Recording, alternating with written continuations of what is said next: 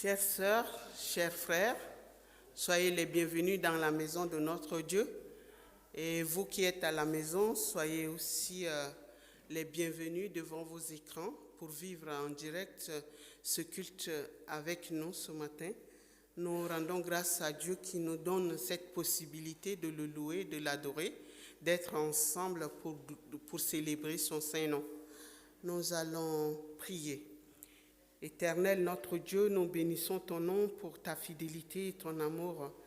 Merci, Dieu des armées, pour ce que tu es, ce que tu fais. Merci de ce que tu as appelé chacun de nous à venir ce matin pour célébrer ton nom, pour se remettre totalement entre tes mains, Seigneur. Et Père éternel, pour écouter ta parole. Seigneur, dirige-nous pas à pas, oriente nos cœurs, garde nos cœurs, Seigneur, et soutiens notre foi en ce moment. Nous en avons besoin, Seigneur, pour te donner un culte digne de ce nom, parce que tu es le grand Dieu. Et nous voulons, Seigneur, te célébrer comme un grand Dieu, comme le roi des rois, le Seigneur des seigneurs. Amen. Je vous invite à vous lever, chanter avec moi, proclamer que Jésus est roi dans le monde entier. Il règne en nous, il règne dans nos vies, il règne dans nos foyers, dans nos maisons, dans notre ville et dans notre pays. Amen.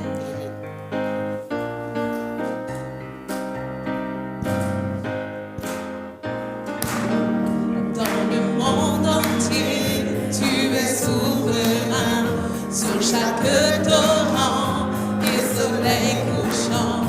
Et mon seul désir, Seigneur, mon seule joie, dans la vie soit toujours le roi.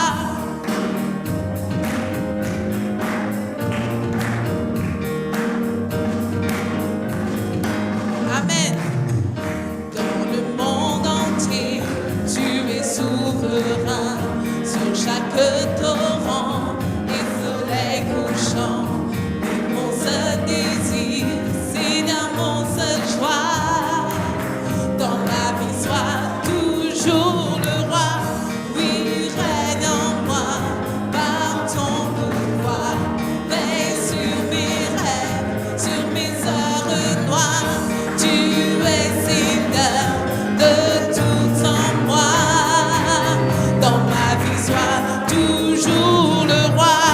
Oui, règne en moi par ton pouvoir. Veille sur mes rêves et ton tout est noir. Tu es Seigneur de tout en moi. Dans ma vie soit toujours le roi.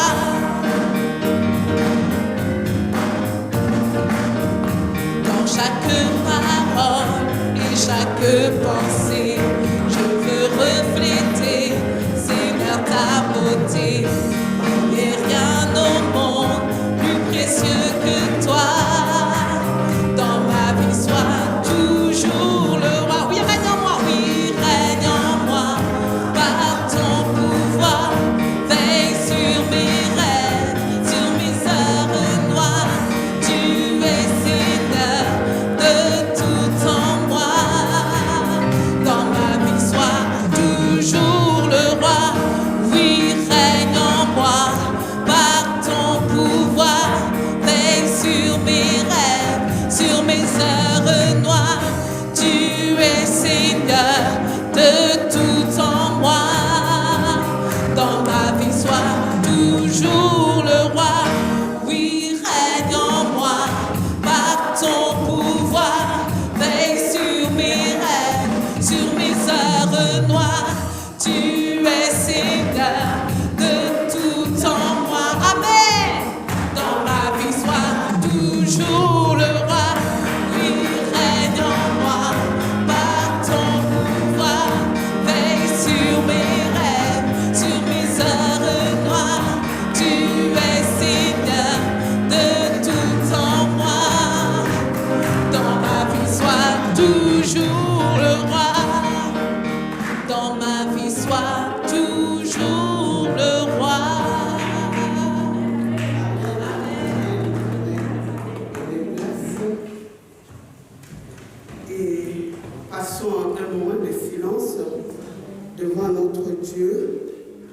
entrer en communion totale avec lui et nous vider totalement tous nos cœurs devant lui et pencher nos cœurs pour que ce culte lui soit agréable.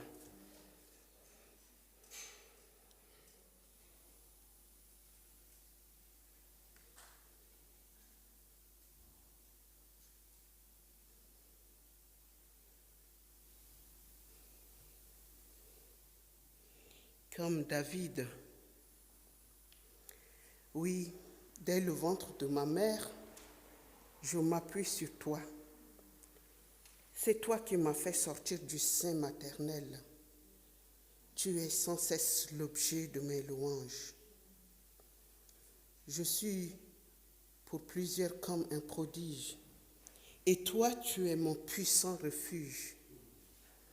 Que ma bouche soit remplie de tes louanges, que chaque jour elle te glorifie. Ne me rejette pas au temps de la vieillesse. Quand mes forces s'en vont, ne m'abandonne pas. Car mes ennemis parlent de moi et ceux qui guettent ma vie se consultent entre eux, disant « Dieu l'abandonne ». Poursuivez, saisissez-le, il n'y a personne pour le délivrer. Ô Dieu, ne t'éloigne pas de moi. Mon Dieu, viens en hâte à mon secours. Oui, Seigneur, viens en hâte à notre secours. Nous te faisons confiance. Oui, Seigneur, nous fléchissons nos cœurs devant toi.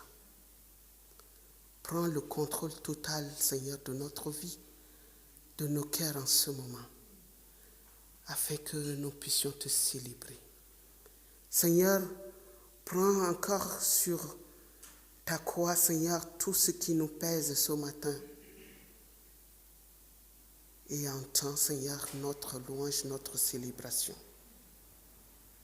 Béni sois-tu, tendre Père. Continue avec nous, soit avec ceux qui en sont en chemin vers nous, soit aussi avec nos enfants, Seigneur. Et bénis-nous, fais-nous du bien ce matin. Au nom de Jésus, nous te prions. Amen. Amen. Oui, encore, s'il y a des gens qui sont là pour la première fois, soyez les bienvenus. Et j'aimerais lire ensemble cette proclamation de David. Mon Dieu, mon roi, je veux chanter ta grandeur. Je veux te remercier toujours et pour toujours. Tous les jours, je vais te dire merci et chanter la louange toujours et pour toujours. Le Seigneur est grand. Il mérite des louanges. Personne ne peut mesurer sa grandeur. Chaque génération vantera tes actions. À la suivante, elle racontera tes exploits. Je redirai combien la gloire est magnifique. Je répéterai les actions étonnantes. On parlera de ta puissance terrible et moi, je raconterai les choses extraordinaires que tu as faites. On se souviendra de ton immense bonté. On criera de joie pour ta fidélité. Le Seigneur est rempli de pitié et de tendresse. Il est patient et plein d'amour. Le Seigneur est bon pour tous. Il aime avec tendresse tout ce qu'il a créé. Seigneur, ceux que tu as créés chanteront ta louange tous ensemble. Et les amis fidèles te diront merci. Ils parleront de la gloire de ton royaume. Ils raconteront les exploits, tes exploits, Seigneur. Ainsi, ils feront connaître aux autres les exploits et la gloire magnifique de ton royaume. Ton royaume est un royaume sans fin et ton pouvoir royal durera de génération en génération. Dieu est fidèle dans toutes ses promesses. Il montre son amour dans tout ce qu'il fait. Par ces paroles, chers frères et sœurs, même si nous traversons des moments difficiles, Dieu nous appelle à la louange, à l'adoration. Parce qu'il est au milieu de la louange. Il est au milieu de nous quand nous le célébrons. quand nous l'adorons. Oui, c'est dans les problèmes que nous devons nous approcher plus de Dieu parce que nous avons besoin. Qui n'aimerait pas être consolé, être enlacé quand il traverse des moments difficiles? Et c'est dans ces moments-là que nous devons louer le Seigneur. C'est pourquoi je vous invite à adorer, à louer Dieu avec nous sous la direction de notre sœur Cathy. Levez-vous, laissez tomber les barrières, soyez libres, adorez-le en esprit et en vérité. Merci. Dieu fidèle, tu ne changes pas. Combien parfois les hommes peuvent nous décevoir, peuvent changer. Toi, merci, parce que tu n'as point d'ombre de variation. Dieu fidèle, tu ne changes pas.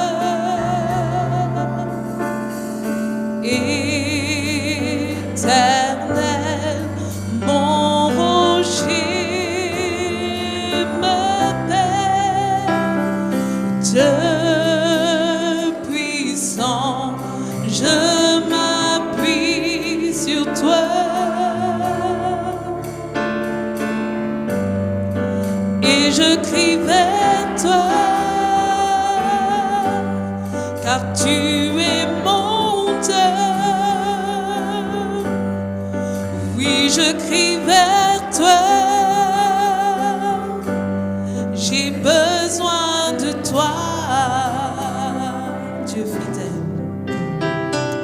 Dieu fidèle, tu ne changes pas.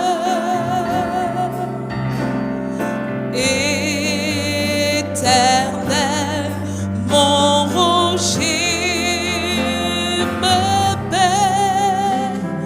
Dieu puissant, je m'appuie sur toi. Et je crie vers toi, car tu es mon Dieu. Oui, je crie vers toi, j'ai besoin de toi.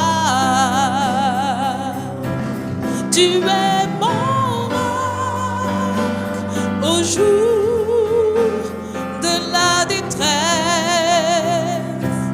Et si je tombe, tu me relèves dans la tempête.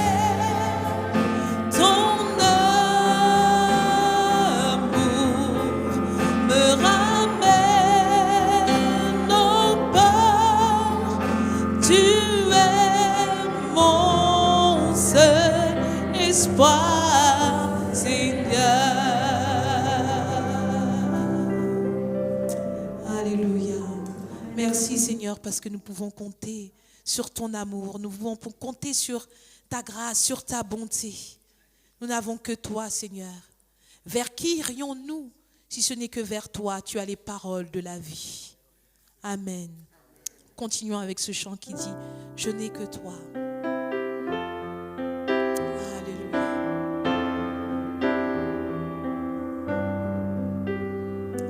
Je n'ai que toi dans le ciel. Je ne désire rien d'autre que toi sur la terre.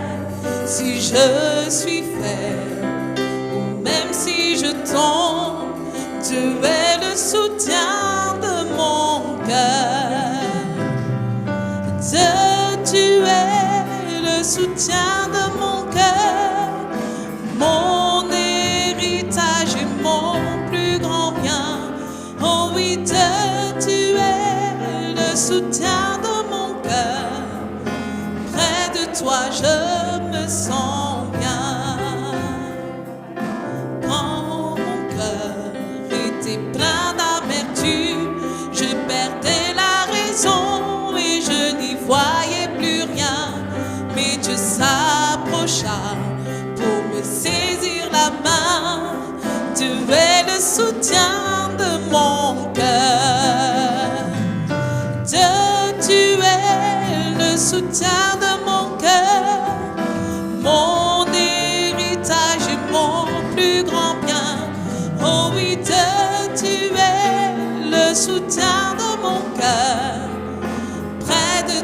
je me sens bien. Oh oui, Dieu, tu es. Dieu, tu es le soutien de mon cœur, mon héritage et mon plus grand bien. Oh oui, Dieu, tu es le soutien de mon cœur. Près de toi, je me sens bien. Près de toi, je me sens bien. Près de toi, je me sens bien. Merci Jésus. Nous sommes bien dans ta présence. Nous sommes bien dans tes bras d'amour.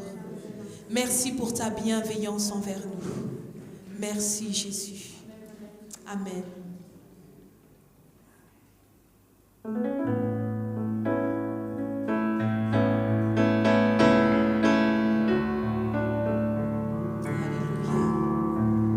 J'écouterai ce que dit Dieu, car il est droit pour qui l'écoute. Sa paix divine est sur tous ceux qui vont à lui quand vient le doute. Fidèlement, je veux le suivre, je veux marcher dans ses sentiers. Il est la main qui me délivre de la folie de mes projets. Ta bienveillance, ô Éternel, vaut mieux que tout ce que j'ai vu. Ma délivrance est sous ton aile, sur le rocher de ton salut. Ta bienveillance, ô Éternel, vaut mieux que tout ce que j'ai vu. Ma délivrance est sous ton aile, sur le rocher de ton salut. Sa gloire est proche, son règne vient, et le pays est apaisé. Lorsque la crainte est en chacun, lorsque son nom est exalté, marchons en paix, suivons son peuple, en justice et en vérité. Recevons tout ce qu'il voudra, ce que sa main veut nous donner. Sa bienveillance, ô Éternel, vaut mieux que tout ce que j'ai vu. Ma délivrance est sous ton aile, sur le rocher de ton salut. Ta bienveillance, ô Éternel, vaut mieux que tout ce que j'ai vu. Ma délivrance est sous ton aile, sur le rocher de ton salut. Encore une dernière fois, ta bienveillance, ta bienveillance, ô Éternel, vaut mieux que tout ce que j'ai vu. Ma délivrance est sous ton aile, sur le rocher de ton salut. Ma délivrance est sous ton aile, sur le rocher de ton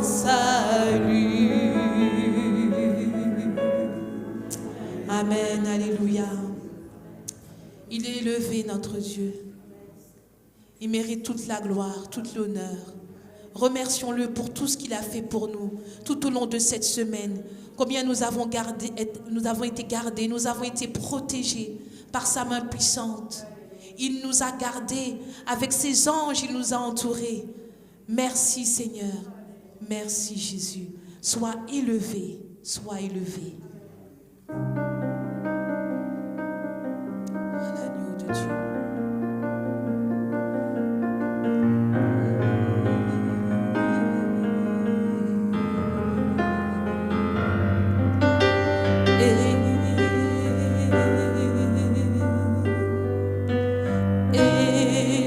Élevé à la droite de Dieu, couronné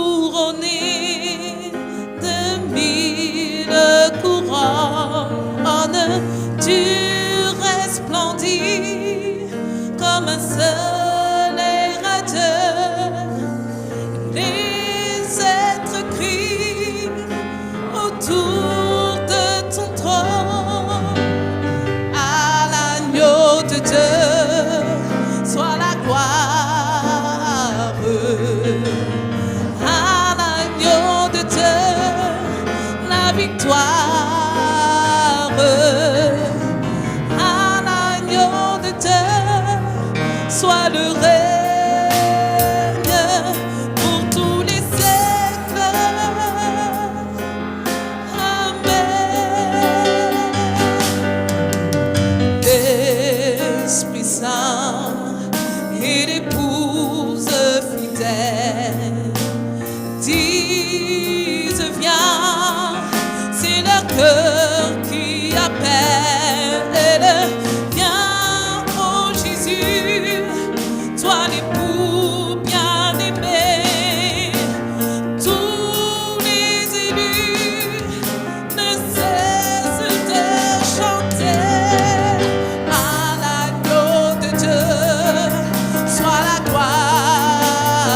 Chante-lui gloire à l'agneau de Dieu, la victoire.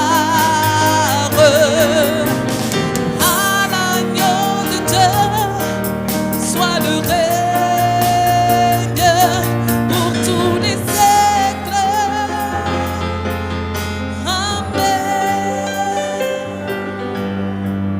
Tous les peuples et toutes les nations d'un seul cœur, avec des milliers d'anges, entonneront en l'honneur de son nom ce chant de gloire avec force et louange. À l'agneau de Dieu, soit la gloire. À l'agneau de Dieu, à l'agneau de Dieu, la victoire. À l'agneau de Dieu, soit le règne pour tous les siècles. Amen. À l'agneau de Dieu, encore une fois. À l'agneau de Dieu, soit la gloire. À l'agneau de Dieu, la victoire. À l'agneau de Dieu, soit le règne pour tous les siècles. Amen.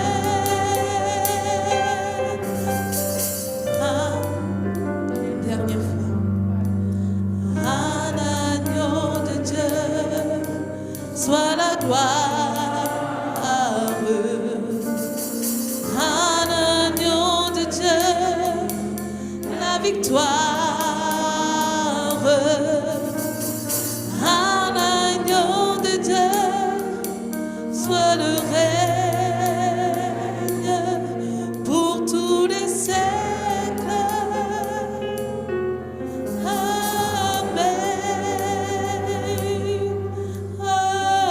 Amen.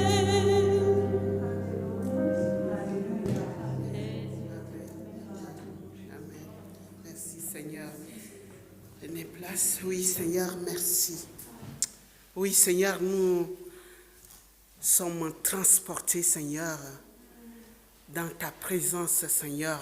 Et nous nous trouvons parmi ces milliers d'anges qui te louent jour et nuit, qui célèbrent ta grandeur. Oui, Seigneur, nous célébrons ta grandeur à travers ces moments magnifiques. Père, nous voulons écouter ta parole maintenant. Seigneur, continue à ouvrir nos cœurs, Seigneur, à ta parole. Seigneur, pénètre ta parole en nous. Oui, Seigneur, sois avec ton serviteur qui va partager avec nous ce que tu as mis dans son cœur. Seigneur, que ton esprit aussi le transporte à nous, transmettre ce que tu veux pour chacun et chacune de nous ce matin. Béni sois-tu, tendre Père. Au nom de Jésus, nous te prions. Amen. Simon.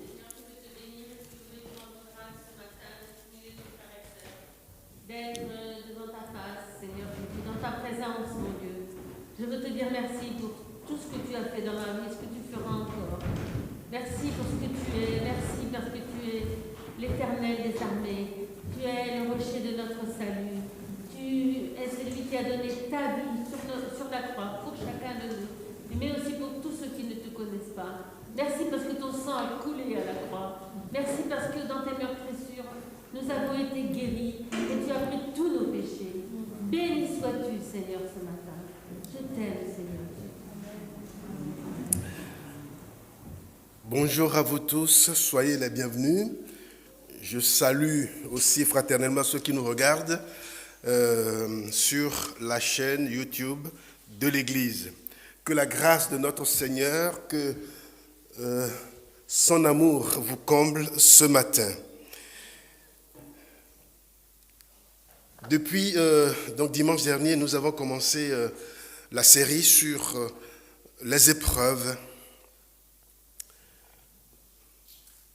Et nous essayons de répondre à la question, pourquoi Dieu permet-il les épreuves dans nos vies?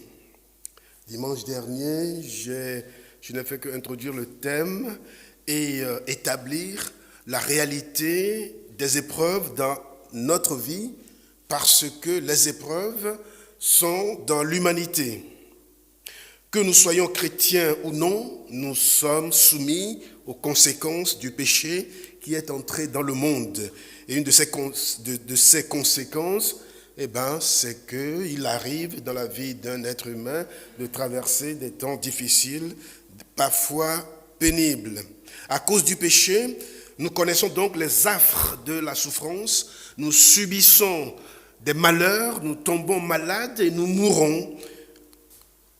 C'est ce qui est réservé, c'est le sort réservé à tout être humain parce que le péché a dénaturé ce que Dieu a créé à l'origine. Et c'est ce que l'apôtre Paul écrit également aussi dans l'épître aux Romains, au chapitre 8, le verset 22. Il nous dit ceci: « Nous savons en effet que maintenant encore la création entière gémit et souffre comme une femme qui accouche. » La création tout entière gémit parce que dans la création se retrouvent également les effets du péché. Et du coup, quand l'épreuve est là, la question n'est pas de savoir pourquoi elle est là.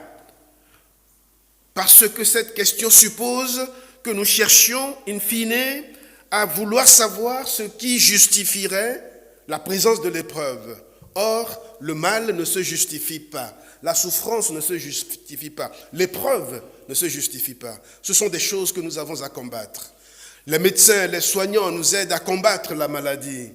La maladie, nous la combattons également en tant que croyants par la prière, les prières que Dieu nous permet de faire au nom de Jésus-Christ.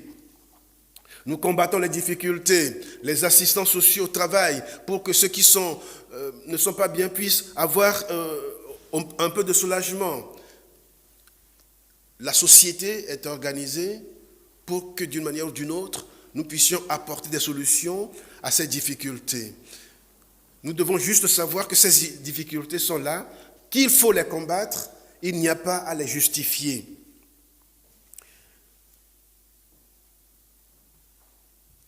Donc, quand l'épreuve arrive, la question ne sera pas de savoir pourquoi est-ce qu'il est là, est-ce que quelqu'un peut m'expliquer, mais la question c'est plutôt de savoir pourquoi, en 2 mots. C'est-à-dire, maintenant que l'épreuve est là, puisque de toute façon, en tant qu'être humain, nous en rencontrerons. Maintenant qu'elle est là, qu'est-ce que j'en fais? C'est ça la question. Vers quoi je vais laisser cette épreuve-là me mener? Vers l'abattement ou vers autre chose?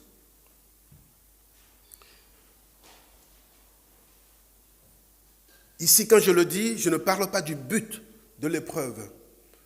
Puisque le mal est mal, il n'y a pas un but pour le mal. Seulement, c'est une réalité. Quand ça me frappe, c'est à moi, finalement, de savoir ce que j'en fais, comment je gère ce mal qui m'arrive pour aller vers quelque chose. Alors, je crois même que nous avons la possibilité, enfin, nous avons le droit de poser la question, parce que Dieu lui-même, déjà dans la Bible, nous dit, c'est toujours l'apôtre Paul, et dans le même chapitre, le chapitre 8, un peu plus tard dans le texte, dans le chapitre, où Paul dit, je l'ai déjà cité aussi ce verset il y a quelques semaines, toute chose concourt au bien de ceux qui aiment Dieu. Et vous rappelez l'explication que je vous ai donnée. Toute chose, non pas que dans les choses qu'il y a, non pas que dans le mal qui arrive, il y a quelque chose de bon qu'il faut en tirer. Non. Mais Dieu dit dans ce texte, si le mal arrive, moi-même Dieu, je vais l'arranger, je vais faire en sorte que ce mal-là ne vous terrasse pas. C'est-à-dire, en d'autres mots, je viendrai à votre secours. Je viendrai à votre secours. C'est ce que dit l'apôtre Paul dans ce texte. Donc, la question est, pourquoi, vers quoi l'épreuve que j'ai, vers quoi je vais la laisser me conduire? Quand je traverse une épreuve, je me pose la question de ce que j'en fais. Comment je la gère? Parce que, finalement, le regard que je pose sur l'épreuve est prépondérant quant à l'issue de cette épreuve. C'est ici que notre foi en la bonté de Dieu nous sauve dans l'épreuve, en ce qu'elle nous donne le réconfort et le courage nécessaires pour la traverser. C'est l'exemple de ce regard de la foi que les croyants de l'Ancien comme du Nouveau Testament nous ont laissé en modèle. Eux qui ne se sont jamais enfermés dans l'illusion d'une foi triomphaliste qui ne les aurait conduits qu'à l'horrible péché de rendre Dieu responsable de leur malheur. J'aimerais ici citer quelques-uns de ces croyants. Écoutons d'abord et notons bien le regard du patriarche Job sur son épreuve que Dieu ne lui a pas évitée. Job 42, à partir du verset 1. Donc tous mes textes bibliques, je les lis dans la version Nouvelle Française. Cette nouvelle version que l'Alliance biblique française vient d'éditer, qui me paraît très bien, et je comprends très bien quand je lis la version. Donc depuis, je me fais la joie de lire ma Bible dans cette version-là, Nouvelle Bible français courant. Job répond au Seigneur: je sais bien que tout est possible pour toi et que pour toi, aucun projet n'est irréalisable. Tu as dit: qui ose rendre mes projets obscurs en parlant sans rien y connaître. Parce que dans l'épreuve, Job racontait trop de choses. Et parce qu'il s'est laissé prendre dans le piège de cette épreuve-là, même s'il n'accusait pas Dieu, il finissait par dire quelques bêtises quand même. Ne serait-ce qu'il parlait trop. Il se défendait trop. Et Dieu lui dit: mais qui ose rendre mes projets obscurs en parlant sans rien y connaître? Et Job répond: oui, j'ai parlé de ce que je ne comprends pas. J'ai parlé de ce qui me dépasse et que je ne connaissais pas. Je ne savais de toi que ce qu'on m'avait dit. Mais maintenant, je t'ai vu de mes yeux. C'est pourquoi je retire ce que j'ai dit. Je retire les bêtises que j'avais racontées quand je souffrais trop. Je suis consolé alors que je suis sur la poussière et sur la cendre. Pendant tout le temps que Job a cru que parce qu'il est juste, il ne devrait pas connaître l'épreuve, eh bien, le pauvre, il est plongé dans le désespoir total. Mais à partir du moment où il a retrouvé le regard de la foi sur la réalité de l'épreuve, il a compris vers quoi cette épreuve peut le conduire. Ou plutôt, vers quoi lui, Job, va permettre à cette épreuve-là de l'amener. Et il dit, « Je ne savais de toi que ce qu'on m'avait dit, mais maintenant je t'ai vu de mes yeux. » Ce qui veut dire tout compte fait, c'est dans l'épreuve que j'ai appris à mieux te connaître. J'avais entendu de toi, j'avais entendu parler de toi. Je ne savais de toi que ce qu'on m'a raconté. En tant qu'évangélique, nous aimons bien les témoignages. Et la plupart du temps d'ailleurs, nous ne faisons que rapporter des témoignages que quelqu'un d'autre a dit. En fait, c'est un peu ce que Job nous dit ici. Avant, je te connaissais, mais je ne faisais que répéter ce qu'on me disait ou ce qu'on m'avait dit. Je ne faisais que répéter cela. Mais maintenant que j'ai traversé cette épreuve, quand je parlerai de toi, je raconterai l'expérience que j'ai eue. Je raconterai l'expérience par mes mots, je raconterai l'expérience de ta présence, qui est réelle, qui est aussi sûre que l'épreuve est là. Vous m'avez entendu très souvent parler de notre sœur Anne, quand elle traversait cette épreuve terrible de la maladie. Les médecins n'avaient pas de solution. Je l'avais vu de mes propres yeux. Et en tant que son pasteur, je le dis souvent, j'étais prêt à l'enterrer si jamais on me disait qu'elle n'était plus en vie. Je me préparais presque à ça. Mais ma sœur a foi en Dieu. D'ailleurs, c'est pour cela qu'elle aime beaucoup prier, je crois, aussi. Elle aime prier. Elle avait foi en Dieu. Les médecins n'avaient pas de solution. Mais Anne continuait à faire comme si elle n'était pas malade. Et pourtant, elle était mourante, je vous dis. Elle ne pouvait pas marcher, elle ne marchait même pas. J'allais la chercher à l'hôpital Pompidou, alors qu'elle était malade. La chercher à l'hôpital Pompidou pour l'emmener à Imeï-Brévannes, à l'école des soignants. Parce que même mourante, elle voulait faire son diplôme. C'est une folie, c'était une folie. Et je ne pouvais pas refuser. J'allais la chercher, je l'emmenais à l'école des soignants d'Imeï-Brévannes, de l'Imeï-Brévannes. C'est dans notre département. Quand Anne parle, par exemple, de la fidélité de Dieu, elle ne raconte pas ce qu'elle avait entendu parler de Dieu. Elle raconte ce qu'elle a vécu. C'est ça le témoignage. Ce que Dieu a fait pour moi. Et c'est ce que dit Job. Avant, je ne racontais que ce que j'ai entendu parler de toi. Mais maintenant, je dis ce que tu m'as fait. Et comment est-il arrivé à ce résultat? Parce qu'entre-temps, l'épreuve est passée par là. Il a traversé l'épreuve et il a vu la main de Dieu. J'avais entendu parler de toi, je ne savais de toi que ce qu'on m'avait raconté, mais maintenant, je te vois. C'est dans l'épreuve que Job a appris à connaître Dieu, à mieux connaître Dieu. C'est dans l'épreuve qu'il a appris à mieux apprécier et ressentir la présence de Dieu. C'est le même regard que Moïse invite le peuple d'Israël à avoir sur l'épreuve par laquelle Dieu l'a fait passer dans le désert. Il exhorte le peuple et lui dit en Deutéronome 8, 2 à 3, j'ai lu aussi ce texte dimanche dernier. Souviens-toi de la longue marche que le Seigneur ton Dieu t'a imposée à travers le désert, pendant 40 ans.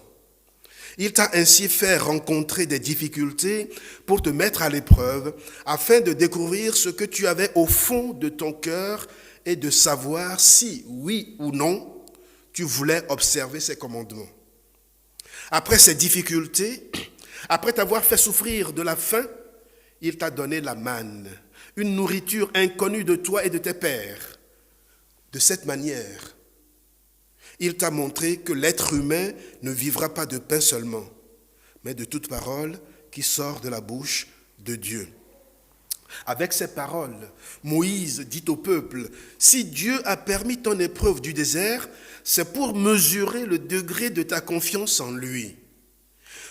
Et comme je l'avais dit dimanche dernier en commentant le texte, Dieu conduit le peuple d'Israël dans le désert où le peuple n'a d'autre possibilité que de lui faire confiance ou alors de murmurer.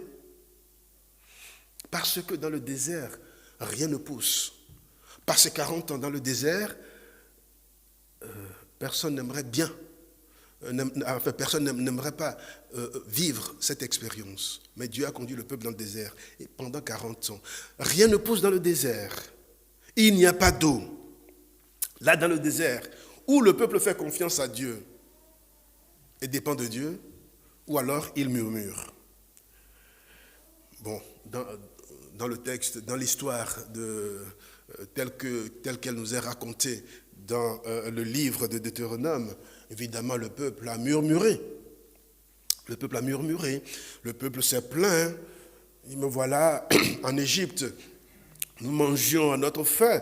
Il y avait de beaux concombres, il y avait de belles tomates, il y avait de la belle viande, on mangeait bien. Et maintenant, toi, tu nous amènes, Moïse, tu nous amènes dans le désert où il n'y a rien. Le peuple a murmuré. Mais seulement, il a oublié que s'il vivait dans l'abondance du pays d'Égypte, il était quand même esclave dans ce pays. Mais ici, la démarche de Moïse à l'égard du peuple, c'est d'amener le peuple à comprendre que ce n'est pas la nourriture qui donne la vie, c'est parce que nous avons la vie que nous pouvons travailler, avoir de quoi nous nourrir. En d'autres termes, c'est Dieu qui est le donateur de la vie. Le peuple doit comprendre cela et rendre grâce à Dieu. Donc, Dieu conduit le peuple dans le désert où ce peuple doit réaliser ce qu'il a dans le cœur. S'il est désireux, s'il est prêt à accueillir la parole de Dieu et à suivre Dieu. Dans le désert, le peuple peut démontrer sa confiance. Cette confiance que Dieu peut le nourrir, que Dieu peut l'abreuver. Donc, développer cette confiance que Dieu est celui qui le fait vivre. C'est la même démonstration que le prophète Jérémie a faite. Au milieu de ses tourments, au milieu de ses lamentations, il dit à Dieu, amertume et poison. Je me souviens sans cesse et j'en suis accablé. Mais voici ce que je veux me rappeler. Voici ma raison d'espérer. Les bontés du Seigneur ne sont pas épuisées. Il n'est pas au bout de ses tendresses. Elles se renouvellent chaque matin. Que ta fidélité est grande, Seigneur. Je le dis, le Seigneur est mon bien le plus précieux. C'est pourquoi j'espère en lui. Le Seigneur est bon pour celui qui compte sur lui, pour celui qui le cherche.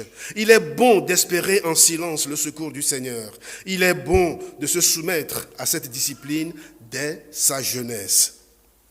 Pour Jérémie, il est futile de mettre sa confiance dans les choses. Son plus grand bien, c'est Dieu lui-même. Dieu lui-même qui viendra à coup sûr lui porter secours dans toutes ces situations. situation désespérée. Dieu ne fait jamais défaut à ses enfants. Ses bontés ne font jamais défaut à ses enfants. Peu importe le temps de l'épreuve, Dieu manifestera sa bonté et lui donnera la victoire. Et Jérémie dit, c'est cela qui le fait espérer. Donc dans l'épreuve, Jérémie ne veut pas se laisser abattre, il veut espérer. Et son espérance ne repose pas sur du vide. Son espérance repose sur quelque chose de vrai. C'est-à-dire Dieu qui est toujours bon. Une parole de foi qui le porte. Dans cette catégorie de croyants de l'Ancien Testament, citons pour finir le psalmiste dans le psaume que nous avons lu déjà dimanche dernier également, le psaume 119, verset 71. Le psalmiste lui aussi confesse que c'est quand il a été accablé qu'il a appris la volonté de Dieu, puisqu'il écrit, je le cite, « C'est un bien pour moi d'avoir été accablé, car j'ai compris quelle est ta volonté. » C'est un bien pour moi d'avoir été accablé. Je ne sais pas si quelqu'un parmi nous ici peut avoir le courage de dire de lui-même cette phrase. C'est un bien pour moi d'avoir été éprouvé. Il faut de la foi pour le dire. Et je l'ai souligné dimanche dernier. Ici, c'est le psalmiste qui parle de lui. Ce n'est pas une sœur ou un frère, soi-disant rempli de l'esprit, qui vient se pointer. « Hey, mon frère, ma sœur, tu sais ce qui t'arrive là, c'est un grand bien pour toi. Hein? » Ce n'est pas ça. C'est le psalmiste lui-même qui, par la foi, proclame cette vérité. J'ai traversé une épreuve, mais je reconnais par ma foi que cette épreuve-là a été un grand bien pour moi. Pourquoi ? Parce que cette épreuve m'a permis de mieux connaître la volonté de mon Créateur.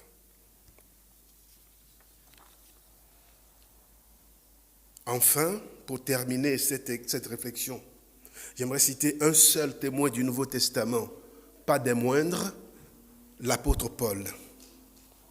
Lui aussi considère que nous ne pouvons rien y faire. L'épreuve sera toujours là. Que nous soyons chrétiens ou pas, l'épreuve sera là. Quand une pandémie arrive, qu'on soit chrétien ou non, on est frappé. Le virus ne vient pas s'arrêter devant la porte des chrétiens et tiens, ah là, ça c'est la maison des chrétiens, je n'y entre pas. Si vous ne prenez pas les précautions, bien sûr.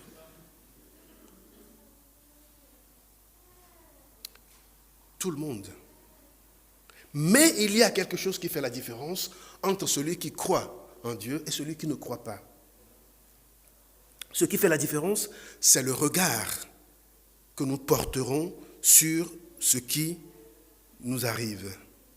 C'est ce regard-là qui fera la différence. Et c'est ce que dit l'apôtre Paul.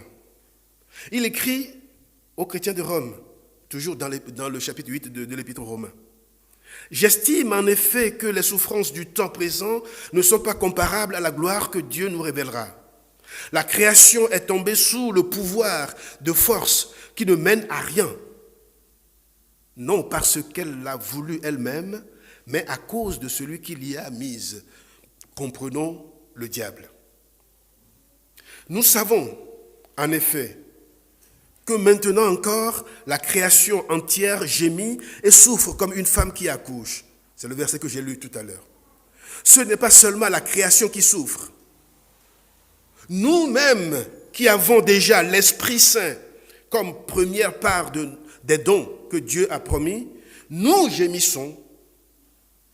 Nous aussi, nous gémissons intérieurement en attendant que Dieu délivre nos corps de leur souffrance. Paul reconnaît la réalité de la souffrance, la réalité des épreuves. Nous ne pouvons rien y faire. Mais il affirme aussitôt, après ce constat, il affirme, il y a toutefois une espérance. L'épreuve est là, mais il y a toutefois une espérance. Pour celui qui croit, ce n'est pas pour tout le monde. Ce n'est pas pour tout le monde. Pour celui qui croit, Bon, je veux bien que ce soit pour tout le monde, mais je ne suis pas contre. Je veux bien. Hein? Mais ici, c'est la foi qui parle. L'épreuve est là, mais il y a toutefois une espérance. Et il continue, il dit, c'est que la création elle-même sera libérée un jour du pouvoir destructeur qui la tient en esclavage. Et il continue, verset 26. Et l'Esprit Saint nous vient en aide parce que nous sommes faibles. Paul reconnaît notre faiblesse.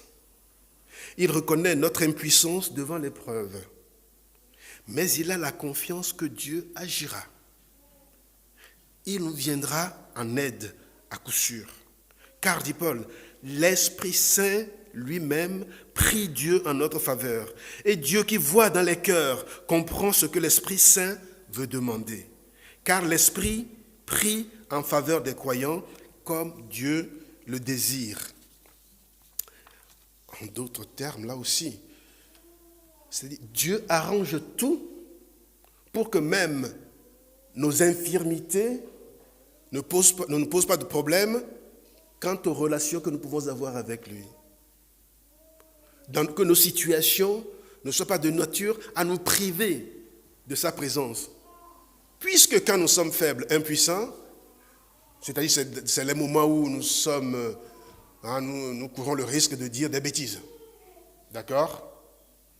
Donc, les propos, c'est comme Job, les propos parfois qui sortent de nos bouches, quand nous sommes sous pression, ce n'est pas toujours des propos dignes de la foi que nous avons. Même dans ce cas-là, l'apôtre Paul nous dit que Dieu a pris les précautions pour que nos bêtises ne nous enferment pas dans ce que nous sommes, ce qui nous arrive. C'est-à-dire, il prévoit que l'Esprit Saint parle à notre place, en fait. D'accord? Puisque quand nous allons l'ouvrir, nous dirons des bêtises, ce qui risque donc de nous faire du tort, eh bien Dieu prévoit l'Esprit Saint. C'est l'Esprit Saint qui maintenant va parler pour nous. L'Esprit Saint qui va prier en notre nom pour que Dieu puisse continuer à entretenir ses relations avec nous, pour que Dieu puisse continuer à déverser sur nous ses grâces.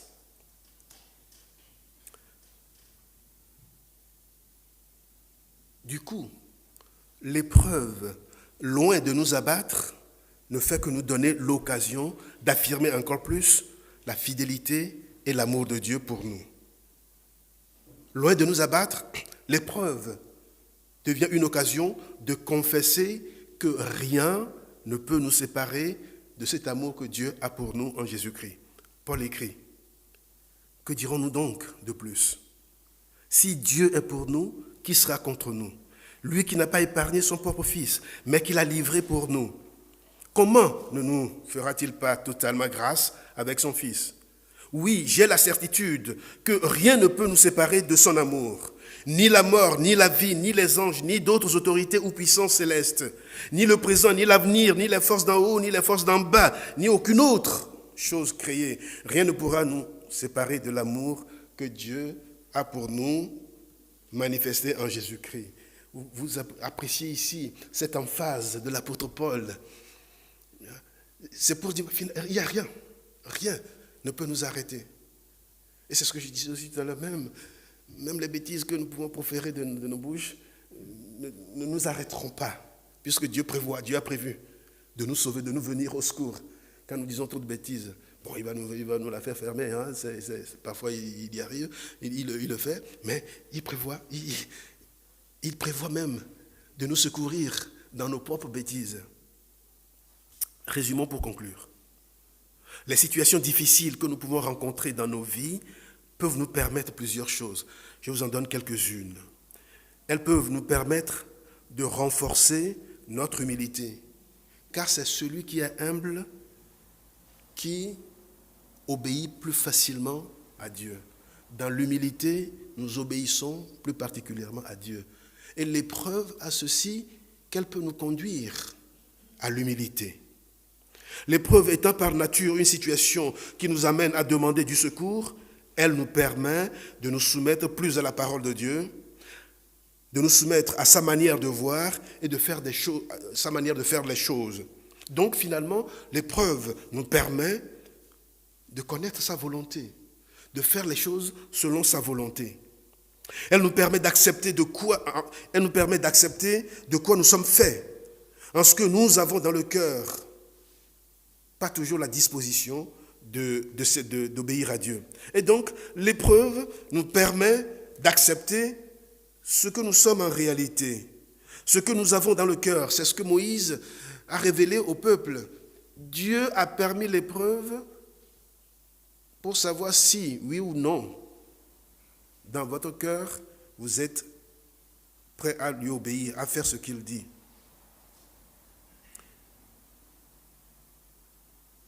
L'épreuve nous permet également, donc, dans notre fragilité, dans notre faiblesse, de quand même nous accrocher à Dieu. Nous ne pouvons pas toujours compter sur nos propres forces, c'est vrai, parce que nous sommes fragiles et faibles. Et quand l'épreuve arrive, nous pouvons nous accrocher à Dieu. Donc cultiver toute une autre intimité, toute une autre forme d'intimité avec lui. Elle nous permet de confesser que Dieu est notre source dans toutes nos situations, comme Moïse l'a révélé au peuple. Elle nous apprend à être reconnaissants quand nous sommes au bénéfice du secours de Dieu. Parce que très souvent, nous avons le sentiment que c'est le monde organisé nous apporte tout. Surtout nous qui habitons ces coins du monde, l'Occident, où il y a des richesses. Il ne nous arrive pas toujours de réaliser au plus profond de nous que c'est Dieu qui nous fait vivre. Je travaille, je gagne mon salaire, je pourvois à mes besoins, il n'y a pas de problème, je suis tranquille. Oui, mais non. Vous vous rappelez aussi quand j'avais commenté la prière, le Notre Père, vous vous rappelez bien? Qu'on soit riche ou non, le chrétien peut prier cette prière. Seigneur, donne-moi mon pain quotidien. Une façon de dire, Seigneur, je crois que ce que j'ai, ça vient de toi. C'est Dieu qui nous fait vivre, pas ce que nous avons. Enfin, l'épreuve n'est jamais synonyme de l'abandon de Dieu. Elle peut nous amener à redécouvrir tout l'amour que Dieu a pour nous, comme Paul, l'apôtre Paul, le dit dans l'Épître aux Romains. À travers l'épreuve, nous découvrirons que Dieu est amour, parce qu'il nous viendra au secours. Il nous révèle son amour pleinement. Frères et sœurs, puisse l'Esprit de Dieu nous aider dans nos temps difficiles à tenir, à nous accrocher à lui, à reconnaître ce que cette épreuve qui arrive peut nous permettre de réaliser, plutôt que de nous laisser abattre, nous disant Dieu ne répond pas, il n'est pas là, il ne fait rien pour nous. Non. À travers l'épreuve, qu'est-ce que je réalise? Que le Saint-Esprit nous aide. Amen.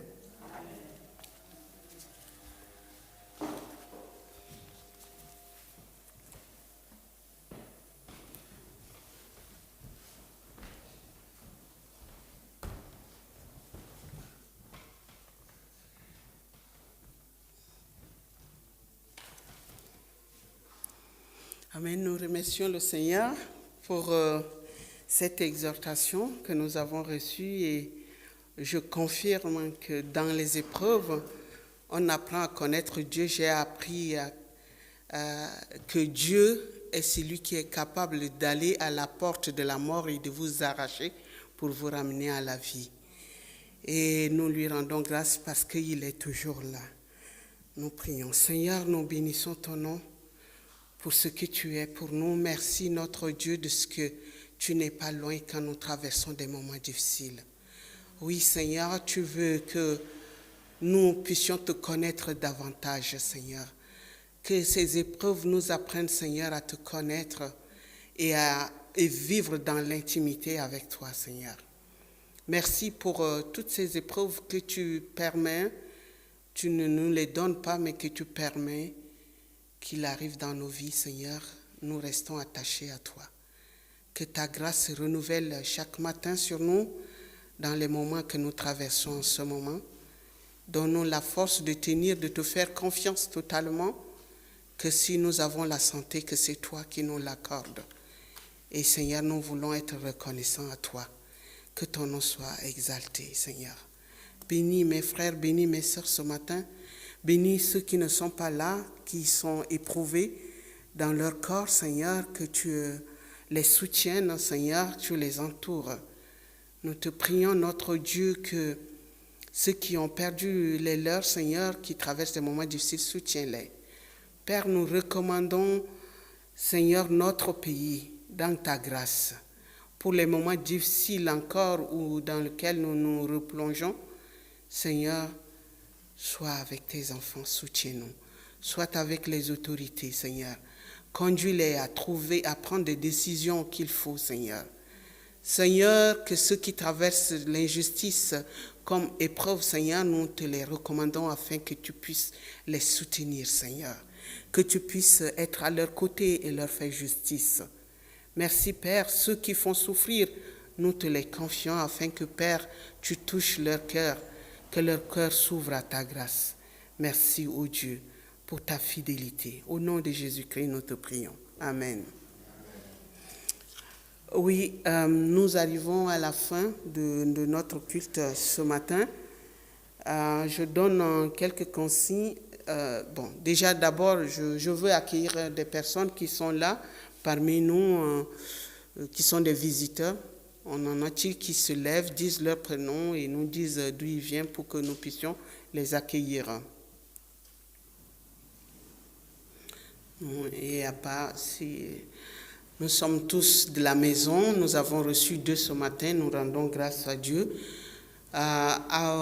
Nous allons chanter un dernier chant pour pouvoir sortir, mais après ce chant, je vais vous inviter à vous rasseoir et vous serez guidés par frère José pour que nous sortions dans l'ordre. Et aussi, je vous invite à consulter vos mails et à voir les annonces qui sont les sujets de prière également que vous recevez pour chaque mois. On vous renvoie à chaque fois pour que vous vous rappeliez et que vous priez ensemble dans la famille. C'est très important. N'oubliez pas notre sœur Hélène qui traverse des moments difficiles. Nous voulons aussi remercier le Seigneur pour le mariage de notre frère et sœur hier. Oui, les noms là. Excuse-moi. On avait déjà annoncé, prochainement, ça sera le tour de notre sœur Marie-Odile et Serge. Donc, nous continuons à prier pour eux. Prions pour les nouveaux mariés. Ajoutez à vos sujets de prière que le Seigneur puisse conduire leur foyer. Je vous invite à vous lever, vous chantez avec moi. Jésus est l'ami fidèle qui est avec nous tout le temps, qui nous montre le chemin. Merci. Et merci pour votre fidélité. Quel ami fidèle et tendre. Quel ami fidèle et tendre. Nous avons en Jésus-Christ, toujours prêt à nous entendre, à répondre à notre cri. Il connaît nos défaillances, nos chutes de chaque jour, sévère en ses exigences. Il est riche en son amour. Oh, quel ami! Oh, quel ami fidèle et tendre. Nous avons en Jésus-Christ, toujours prêt à nous comprendre quand nous sommes en souci. Disons-lui toutes nos craintes, ouvrons-lui tout notre cœur. Bientôt ces paroles saintes nous rendront le vrai bonheur. Oh, quel ami fidèle et tendre.